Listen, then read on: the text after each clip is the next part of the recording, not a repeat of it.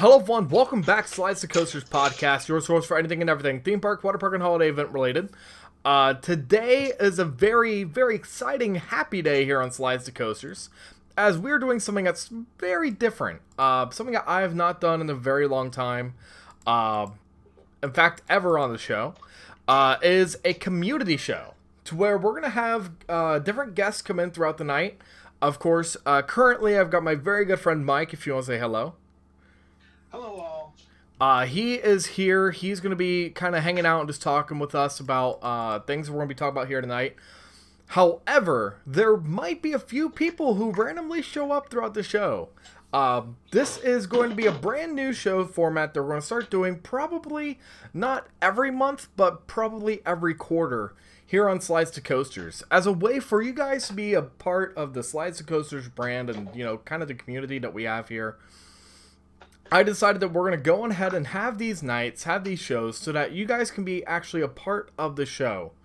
Here at Slides to Coasters, you know, we're not just a podcast. We're not just a, you know, myself or Ethan or Andrew just talking about coasters, theme parks, water parks, holiday events, and the like. We're actually a community. And I always strive to make that community, you know, part of the show into the forefront. Because I feel as if we lose that idea that we are a community, we've lost Slides to Coasters. So tonight's show is a community night. This is going to be something that's totally different. You might hear a few people pop in. You might have a few people not hop in. Who knows? Anything can happen. I do know that there might be a very good friend of both of Mike and I who might pop in here tonight. He might or might not. I don't know. He's very reclusive. He is very outgoing when he wants to be and very reclusive when he wants to be too. So, with that being said, Mike, how are you doing? I know that it's been a hot minute since we've talked. Is everything good on your end? You know, kind of going through the winter doldrums? Yeah, it's been a very good off-season so far. Starting to plan next year's trips already, which we'll be talking about later. So yeah, it's been a nice holiday season, and now we're into the throes of winter, but I think we're past the hard point. Not the hard part. We're going into the downslope now. Yeah, I think we're finally coming off the chain lift and going down the drop. You know, exactly. I mean, putting it into coaster terms. Exactly. You know, and it's funny because we were talking about this before. You know, 2021, we've got a lot of big coasters coming up. And over the past couple weeks, Andrew and I have been talking about, you know, our most anticipated. More explicitly talking about Florida, because, you know, Florida is a huge hotbed for next year. We got Velocicoaster, we got Arangwazi. Those two are very big coasters in the coaster world, Mike. And I want to get your opinion here, because I know you're probably not going to Florida this year. Probably not. No. More than likely. What is your current most anticipated for 2021 coaster that you will ride next year? If all goes going to plan, my most anticipated coaster will be Pantheon at Busch Gardens, Williamsburg. Okay. So what about Pantheon kind of draws you? Because a lot of people have been talking about 2021, and Pantheon's kind of drifted away. Yeah. Well, it's kind of forgotten. This is very true. But, you know, it's going to be very unique. It's going to be a triple launch, forwards, backwards, forward again. If anybody's looked at that POV, that 95-degree dive towards the Rhine River off that top hat, that could be one of the top 5 elements in the world. I mean, it's going to be outstanding. And quite frankly, it's also going to be Intamin's big return to North America after almost a 10-year hiatus. Well, and you know, the thing for me is the fact that, you know, when I first heard of Pantheon, it was 2019, and I'm sitting back and I'm watching this POV, and I'm like, holy crap. Like, this is going to be huge. This is going to be a big deal. And, you know, coming into 2021 now, we have Velocicoaster down at Islands of Adventure, but, with a big but, by the way, this is a huge but, I think these coasters are very different, and I think that, again, what you're talking about being unique, This coaster is arguably the most unique coaster coming in for 2021. Period. Yes. Because while Velocicoaster, I think, will be the better coaster. Mm-hmm. We've seen Intamin double launches before, and I think this is going to compare very similarly to Terranon at Phantasialand, except with inversions. Pantheon is going to be the first one that goes back and forth and uses a squish trap. Mm-hmm. And it's going to be the fastest multi-launch coaster in the world. So, as far as uniqueness goes, I think it has it in spades. Yeah. Now, Velocicoaster, man, I wish I could get down there this year. Mm-hmm. And I'm very jealous that you and Florida Man are gonna be able to ride it this year. Yeah. It's gonna be, while fantastic, we have seen it. Mm-hmm. So, that's why Pantheon is my number one, and I will also hopefully get on another one that's highly anticipated by a lot of people, Jersey Devil, this year. Mm-hmm. So I'll get two of the big ones this year, just not all. Not all. And Florida Man Andrew and and if you guys don't know, by the way, we do make up nicknames on the show for some of our guest hosts and recurring hosts. We got Top Scan and Ethan. We've got Florida Man Andrew, Brad the Water Parker, the father of all fanboys who are of the water park genre, as dubbed by few. But, it's just kind of like Pantheon. If Busch Gardens Williamsburg was not so out of the way, and I guess this kind of ties into trip planning, but, we'll kind of keep that for the end of the show. The issue for me when it comes to Busch Gardens Williamsburg, and I've said this ever since day one, it is very difficult for me to lump in or get out to Busch Gardens Williamsburg. Yeah, it's not easy to get to.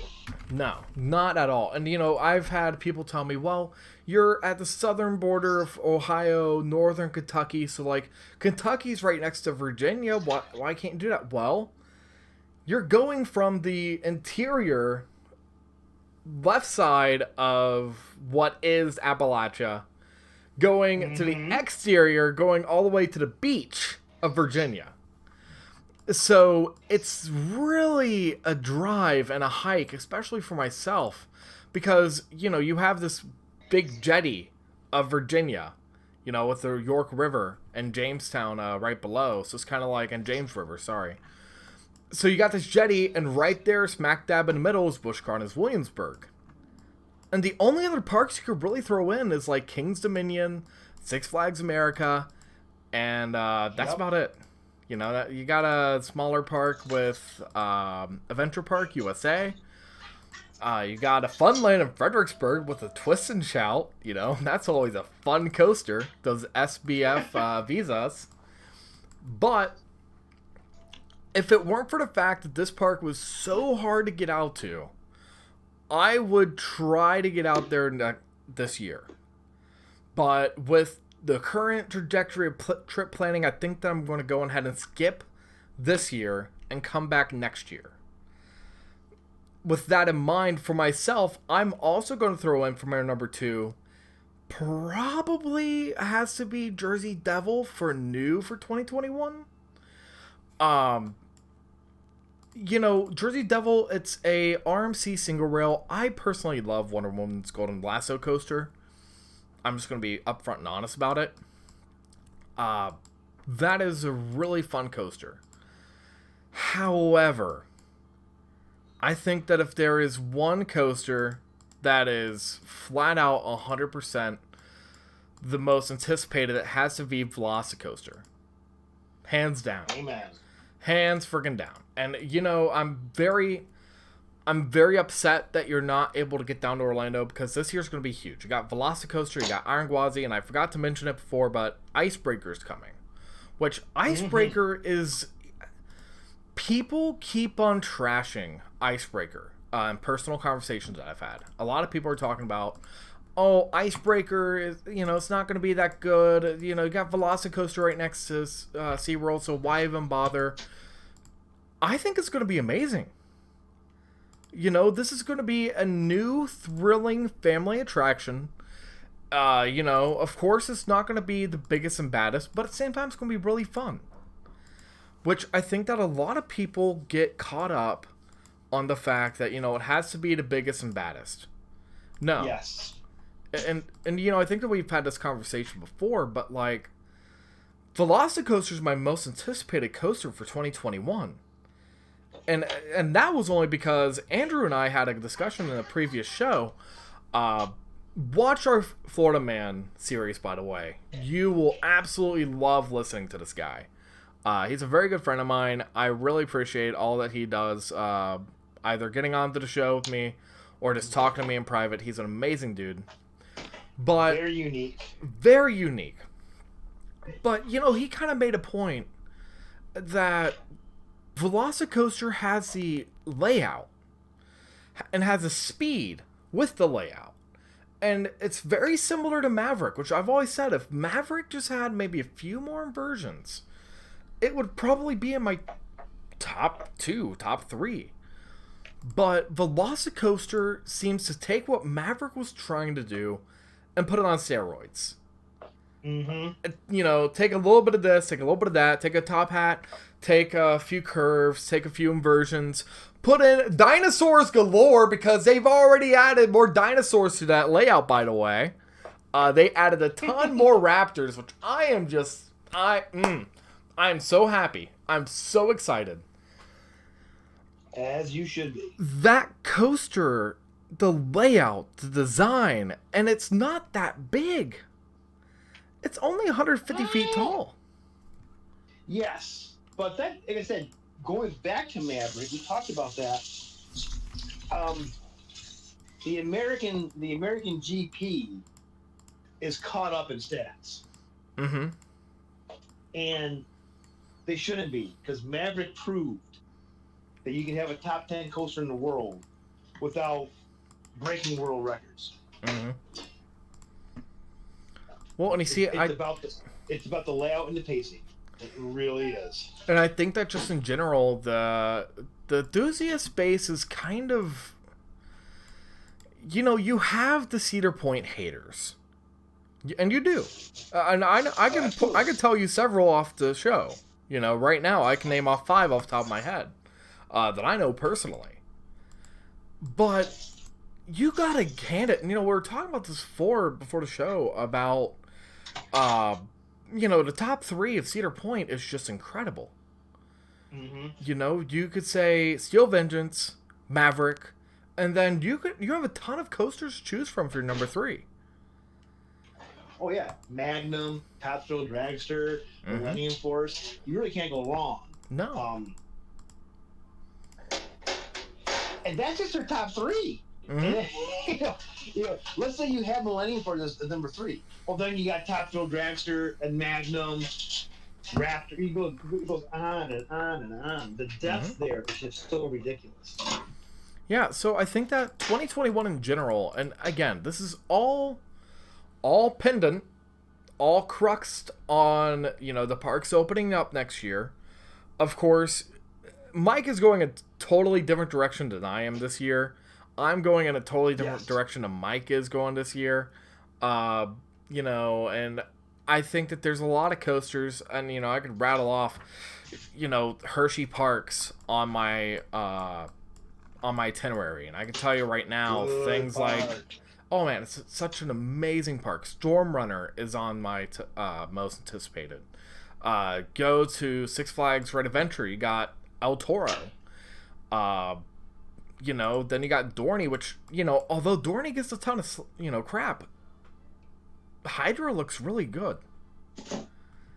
Dorney is worth visiting. I'll say that. Dorney is worth visiting. Mm-hmm. And just to spite some of the Pennsylvania fanboys, not even going to talk about Phoenix. Not even going to talk about it. Not even going to give them a word. Nope. Don't give. Not going to give you guys that adoration. By the way, I know everyone talks about Phoenix. Everyone loves it. I'm not going to say anything because I'm not going to make myself super hyped for a coaster and then ride it and say, "Is that it?" You're not going to be me. Okay. Yeah. I'm going to try not to be you. I actually, before the show, always before the show, I have a little conversation. And today, we had a little bit of conversation before. And basically, that's the exact words that he said is that it? Yes. And I know there are a ton of fanboys right now saying, well, you didn't write it right. Did you not write it in seat blank? Row blank? Like, come on. You didn't write it right. Did you wait for it to warm up? Oh my gosh, I hear that one more time from a Susie. Oh my gosh. Oh man, Walt, buddy, you got to meet Walt. He's such an amazing dude. Oh man, you know what? Maybe Walt will have a. Walt might have a show. He does that with water slides. Well, he's gotten into coasters. He has gotten into coasters over the quarantine. He couldn't go ride any water slides, so he started riding coasters. If you guys don't know, Walt is a alternate persona that I got. You'll see him come out, for some spoof episodes that we'll be doing in the month of April. But moving on here, Mike, we got a ton of new speculation about Conneaut Lake Park. Yes. So Conneaut Lake Park made an announcement on their Facebook very recently. It was on January 22nd. Basically, detailing the fact that it was really rough this year. And they got a offer from a qualified cash buyer to purchase all the assets of the park. The current bidder is going to invest into the property and expand on the year-over-year momentum the park has gained. They basically have to go through an auction for the whole entire property. But they're going after the whole entire lot. Everything mixed in. And from another news report from Go Erie, they mentioned this name here called Keldon Holdings LLC. Now, Mike, I did some investigation, investigative journalism. We do that here on Slides to Coasters. Don't think that I don't go and look at any news, like anything newsworthy, and not get a second opinion. I went and did a quick Google search. And I found this to be an LLC located basically Palm Harbor, Florida. It's not a business location. It's someone's house. No. It is definitely it's definitely a front. Yeah, it looks to me like a shell. Now, there's also another location with a registered agent, which that comes up with a location in downtown Tampa. Very interesting to me, because this kind of brings up a conversation of who is trying to buy Conneaut Lake Park. So, what are your opinions? I'm hoping it's somebody that actually wants to save the park, like Gene Staples did with Indiana Beach. Because that is some very valuable property that he could have turned into homes. The one from China would worry me about that. They're going to try to, build houses, so to speak.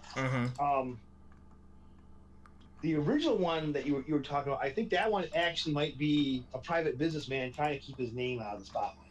Yep. Which I really hope is true, because let's face it, Conneaut's been struggling for a long time, and it would be nice to see somebody with some money, kind of like what Gene Staples did, and refresh that park. Sink some money into Blue Street and retracking and whatnot, get it up to where it should be.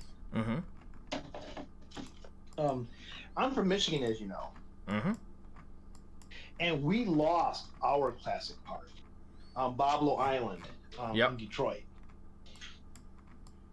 and it's now a bunch of homes. Yep. And don't get me wrong, I understand the financial aspect and the money aspect, but I'm really hoping somebody goes in there, saves that park, saves that campground, and like Gene Staples, brings new life to a almost 100-year-old park, and gives us something in Pennsylvania to look forward to. Who knows? Maybe he'll find some old classic coasters to move in there and expand this lineup, or classic flat rides. Even better. Well, and the thing for me is the fact that as I've been doing trip planning, I'm planning on going to Pennsylvania this year, and I'll just make that announcement now. That is currently the game plan. So whether it actually happens or not, that's 100% dependent on the parks actually opening. With that being said, Conneaut is the last park of that trip. Conneaut's the last. Really? Conneaut is the last park of that trip. I start off with Kennywood. Midpoint is about maybe Morey's Piers, maybe Six Flags Great Adventure. Morey's Piers is still up in the air. However, I'm finishing out at Conneaut. And for myself, I don't know whether or not this Keldon Holdings, which I found in Florida, is the same one. Maybe it is. Maybe it's not. But if this is someone who is a singular entity who's just going to go ahead and buy it, I would feel far more comfortable having someone like that come in than seeing someone like Six Flags come in and make Six Flags over Conneaut. Because I do not, in any way, shape, or form, want to see a corporate chain come up in and take over this park. I think that this is something that needs to be relished, cherished by someone like Gene Staples, who really wants to keep everything going and keep everything as is and enhance it. Because Six Flags just going to go and make it corporate. Cedar Fair would even keep it corporate. It would be far too close to Cedar Point. As we saw with Geauga Lake, that didn't really fly over very well. I don't want to see that happen with Conneaut. So, just in general, I think that we're going to see someone who has some, expertise. There are a few people out there who have purchased parks. Maybe, just throwing it out here, maybe it might be someone who already owns a theme park. And so that's... Yeah. Again, this is... Could it be Gene Staples? Maybe. Yeah. All we know is that there is someone who has put up a cash offer for the park. So I'm going to keep up to date on this discussion. I'm going to keep up with the whole logistics of this updating story, just because I think in general, this is a very old park. This is a park from the 30s. So... it's kind of like we've got something that's very old, very classic, and I don't want to see it go at all. No. And like I said, we need parks like this. We don't want everything to be Six Flags and Cedar Fair. We need on a bigger scale, we need the Holiday World. We need the Kentucky Kingdoms. We need Indiana Beach. Well, they bring something different, a different feel, different vibe. And it's funny that you mentioned the Holiday Worlds and etc. We've been covering Alabama Splash Adventure on the show for almost the whole entire month of December, and that's a park owned by the Cook family. Same exact family owns Holiday World. And those parks, I've noticed, always have some form of charm to them. Most of them have a larger water park. Look at Beach Bend. Beach Bend has a larger water park than they do a theme park. You look at Holiday World, they're about 50-50. Maybe a little bit more for the hard park. But, all these smaller parks do have a value. And I think that if you do not take a minute and really go on in and say, let's go, let's enjoy the park, let's enjoy this little smaller place like Lakemont, and Pennsylvania is known for their trolley parks, for their smaller parks. Idlewild, Lakemont, Del Grosso's, Dutch Wonderland. I can go on and on here. But they're known for these smaller parks that have very iconic classic wooden coasters. So let's hope that no one comes in and RMCs the Blue Streak, because I believe that's a coaster that should be protected. With no chances for anyone else to go on in and screw it up, because that's honestly a classic. That's a national treasure.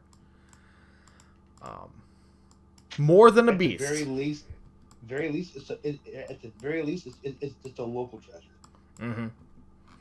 Exactly. And Mike, I think that just in general, we've got a very nice year coming up in 2021.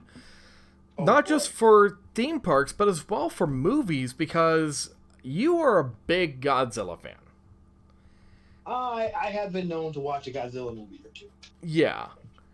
And just today, so we're recording this on Sunday, by the way, we just got the teaser trailer for the King Kong versus, Godzilla movie coming out in 2021. What are your thoughts? What's your thought? What's your thesis on what might happen? Well, the trailer itself, as far as the first trailer, was actually quite good. It gave you a little bit of the battle. Mm-hmm. It really didn't give you a whole lot of the plot. It gave you little snips. Mm-hmm. And it did what a first trailer should do. It gets you interested. It shows you everything and nothing. So that's what, and I'm very happy about that. I have some theories. Mm-hmm. If you've seen the trailer, they talk about why is Godzilla all of a sudden hurting people. I was telling Brad, the water park earlier today, that I think that is not Godzilla who King Kong is fighting right now. You can in the comments below, you can talk about if you agree with me or not. I honestly think that is Mechagodzilla in disguise. Huh. And King Kong realizes that is not an actual kaiju. Okay. So what do you think it's Mechazilla? Mm-hmm. So how would Mechazilla look like Godzilla? For those who don't know. Those who are big Godzilla fans will probably know this. In the original King Godzilla versus Mechagodzilla, Mechagodzilla was introduced as an exact lookalike of Godzilla. It wasn't until he started fighting Godzilla that you realized that he was covered, that he was in disguise. He had a fake skin on, so to speak. Mm-hmm. And then you realize that it was fake. So I think this is what is going on. They want this fight to happen. They mm-hmm. want this destruction. They want humanity to turn against the Titan, so to speak, in the MonsterVerse. And when they say one will fall, a lot of people think that King Kong or Godzilla, one of the two, are going to die. I don't think so. I think it's going to be Mechagodzilla that gets defeated by King Kong and Godzilla teaming up. So, we will find out in exactly 2 months. Yeah, and the HBO Max. Yeah, wow. Yeah, I'm hoping it comes to theaters sometime. Maybe. It does. It is. It's coming to theaters the same day. So yeah. There is hope for you.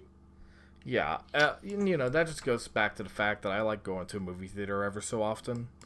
Especially some of the nicer ones, I don't really talk about it this much, but some of the AMCs, they have really nice seats. And they've got really nice theaters where you just sit down and they've got music, they got sounds coming all over. Some of in our in my area, we have a local theater chain, Lokes Theaters, and they even have it to where you can order dinner, and they will deliver it to you in the theater. Yep. Along with adult beverages. Yep. There's actually Cobb up in Westchester. They do that too. Of course, there's a Cobb. It's called Cobb. Okay. If you guys don't know, I love Cobb salads from the Brown Derby down in Hollywood Studios now. It's not MGM anymore. Mm-hmm. But that's where that comes from. That's where that jab comes from. But just in general, like, I think this is going to be a pretty good movie. I tend to agree with what you're saying. I'm hoping that they kind of pull like a fast one and they realize, wait, that's not Godzilla. And maybe like Godzilla just comes on out and just like socks them right in the face. I don't know. The way that they end out with King Kong being out in the ocean with this Godzilla, I think that might be where the real Godzilla might come on in, you know? Maybe that kind of changes the tide. I don't know. But, you know, as you know, and just in general, I am not a huge fan of the King Kong franchise right now.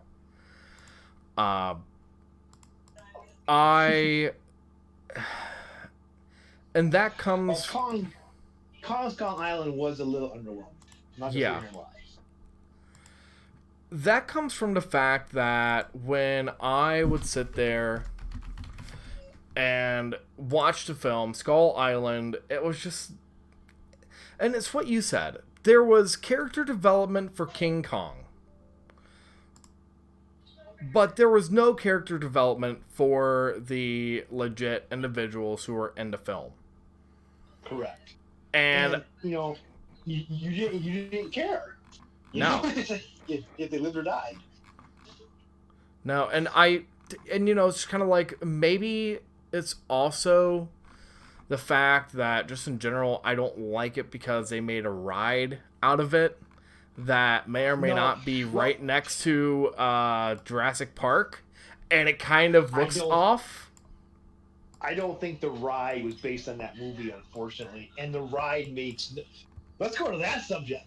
That ride makes no sense. Oh, that should have been a Jurassic World wide. That was the worst ride that I rode at Islands of Adventure.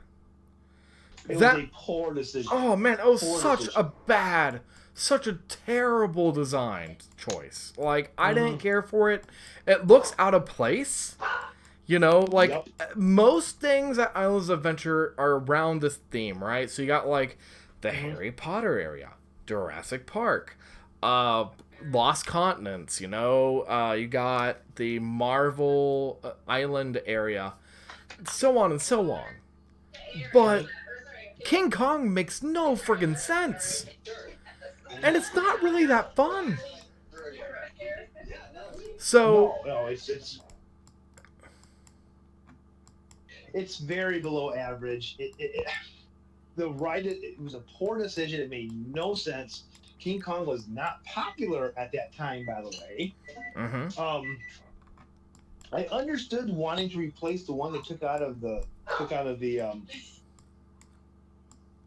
oh my gosh, the movie park. Yep. Well, and that would have been okay if they put it at Universal Studios Orlando. But they decided to just go ahead and put it in Islands of Adventure, which makes no flippin' sense. No, if they'd put it in the movie park, it would have made sense. And I don't mind them putting even the King Kong Kong in Islands of Adventure. They should have waited until Kong Skull Island come out, so it's the proper scale. You know, the whole 9 yards. There's nothing to tie it in with any movie. Nothing. They made it so bad. That, and as well, just the fact that, like, it's kind of chucked in. There's no area for it to really be in. It's just kind of, we're going to place it right in between Jurassic Park and in front of Jurassic Park, mind you.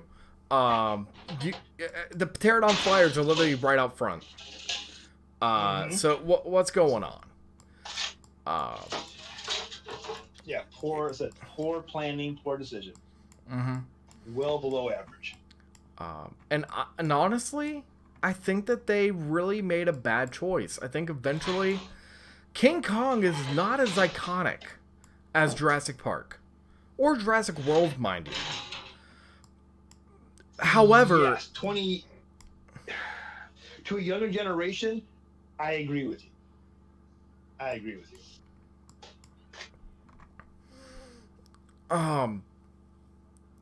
It just comes down to the fact that when you look at the nitty gritty, when you look at everything that's going on, King Kong, while it might be a film that everyone's going to like now, it's not as big or iconic, so to speak, as, Jurassic Park. And I don't think it ever will be. No, not in its current state.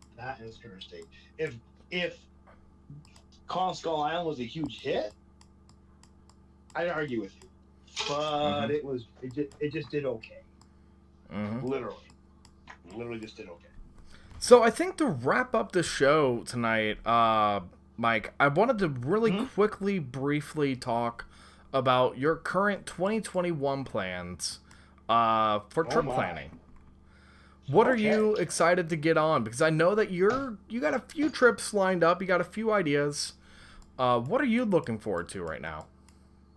Well, as you know, Brad and I went on a huge trip last year, and we're planning another one this year. We're going to kind of finish up the upper Midwest, get Minnesota and Wisconsin knocked out. Things like Valley Fair, Mall of America, Mount Olympus, get Zippin' Pippin in. Then we're going to move. Kind of hit some parks we hit last year, like we talked about earlier in our earlier shows. We're going to go to Six Flags Over Georgia again, but Mindbender will be open that year. This year to pick up that credit. Go to Great Adventure and get the Jersey Devil again. But there will be some new parts. Carowinds finally get that Fury credit. Yep. It's been bugging me for years. Go up to the Virginia parks and get Williamsburg and Kings Dominion. Get the I-305, get Pantheon, as we talked about earlier, and finish out Pennsylvania. Get the couple credits we missed at Knoebels and Hershey, and hopefully pick up Lakemont and Conneaut. So we got a big year planned ahead for 2021. Yeah. And Lord willing, the parks be way more back to normal than they were last year. Yeah, and and I told you this before, and I'll just say it again. Carowinds is a really nice park when it comes to some of the major, like Afterburn's really fun. Fury is amazing. I think that you'll probably absolutely love and adore Fury. Oh, absolutely. Vortex is okay. But I will say that there is a lot, besides, of course, the Copperhead Strike attraction, there is a lot to be desired with that park. There's a lot of garbage there. I get it. Yeah. I get it. Intimidator's fun. It's exciting, but Nighthawk is okay. Carolina Cyclone's alright. Don't even try to ride Hurler. It's gonna make your head hurt. And the Rip Roaring Rapids are closed. It's not in operation, and it's been sitting but not operating for a long time now. I don't know whether or not they're going to go and fix it. I don't know whether or not they're just going to take it out outright. But that's a huge black mark on the park. No water ride in the park. There's no water ride. Yeah. In Carolina in the summer. Not a good idea. Mm-hmm. Which, maybe eventually they might do something. But as it stands right now, there's nothing to really be excited about when it comes to the park besides maybe Riding Fury, Copperhead Strike, Afterburn, Intimidator, Yeah, I don't know this, but there's some, like I said, it's a park that I've been wanting to get to for a while. Mm-hmm. And with the current state of roller coasters, it'll probably won't have to go back to it for quite a while. Mm-hmm. And that's the idea. I don't see Cedar Fair putting in any big investments till, they're going to put in investments, obviously, but you're not going to see a big coaster at any park till 2023. Mm-hmm. Earliest. And don't get me wrong, I'm not saying that I hate the park. I actually really love the park. Their water park's amazing. Their coaster lineup, Afterburn's still a fun ride. I just wish that there was something. Well, what they had is the solid top 3, mm-hmm. or top 4, and mm-hmm. there's a big drop off after that. Mm-hmm. Not a lot of depth. Yeah, I think that if they were to go and maybe put in a brand new, I don't know whether or not to say something like a RMC or something that's fun, something that's family oriented. To kind of give it a filler, because I feel as if Copperhead Strike was a good step forward, but there's still just something left, something missing, especially when it comes to that coaster island, so to speak. They've got this like centerpiece of the park where you have Nighthawk, Carolina Gold Rusher, and Vortex. Something along the periphery, maybe where the old Dinosaurs Alive was. Something to give the park a little more flair. Because I think Copperhead Strike was a good step forward, but I think there's still a little bit left to work on the park. Oh, absolutely. However, for myself at least, I do plan, and I was talking about this before the show, I'm currently planning on doing a Pennsylvania run. So I'm going to go to Kennywood, yes. Hershey Park, Six Flags Great America, Great Adventure, Knoebels, Dorney, Waldemere, Conneaut.